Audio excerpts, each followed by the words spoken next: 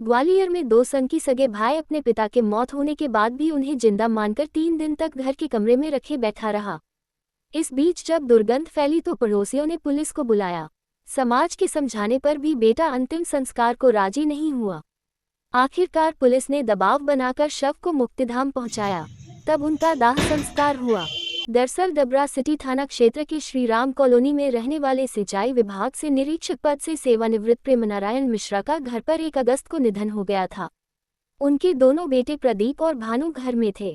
सुबह 10 बजे तक प्रेमनारायण की मृत्यु के बारे में मालूम चलने पर समाज के लोग वहां पहुंच गए, लेकिन छोटा बेटा पिता के शव के समीप बैठा रहा। शव को हाथ भी नहीं लगाने दिया तो समाज के लोग वहां से लौट गए। हालत ये हो गई कि 3 बीतने पर आसपास दुर्गंध फैल गई। फिर पड़ोसियों ने इसकी सूचना पुलिस को दी। जब पुलिस पहुंची तो घर से बड़ा बेटा प्रदीप गायब था। छोटा बेटा भानु शव के समीप बैठा था। उसने कहा, पिता अभी जीवित है, अभी आंखें खोलेंगे।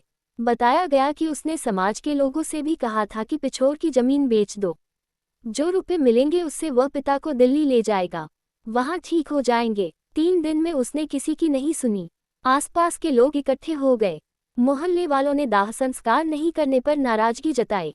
हंगामा होने पर पुलिस टीम घर में पहुंचे तो बदबू भरी थी। तब उन्होंने शव को एम्बुलेंस से मुक्तिधाम तक पहुंचवाया। तब जाकर छोटे बेटे भानु ने पिता का दाह संस्कार किया।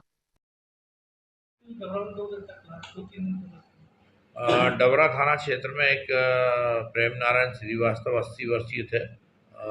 उनकी जो है घर में डेथ हो गई थी और डेथ के बाद उनका जो परिजन है उनके द्वारा डेड बॉडी को अंतिम संस्कार नहीं किया जा रहा था और उनका ऐसा मानना था कि उनके द्वारा फिर से उनके पिता जीवित हो जाएंगे, तो इस कारण से वो डेड बॉडी का अंतिम संस्कार नहीं कर रहे थे। पर जब 2 दिन तक डेड बॉडी रखी रही, आस पड़ोस में सड़ान और बदबू आने लगी तो आस पड़ोस वालों ने डबरा थाने पर कंप्लेंट करी। थाना प्रभारी ने तत्काल संज्ञान लेते हुए वहाँ घटनास्थल पर गए और उनके परिजनों से बात करी। उनको डॉक्टर द्वारा बुलाकर समझाया गया और लोगों द्वारा भी समझाया गया। जब उनकी समझ में आई, जब उनके परिजनों द्वारा अंतिम संस्कार किया गया।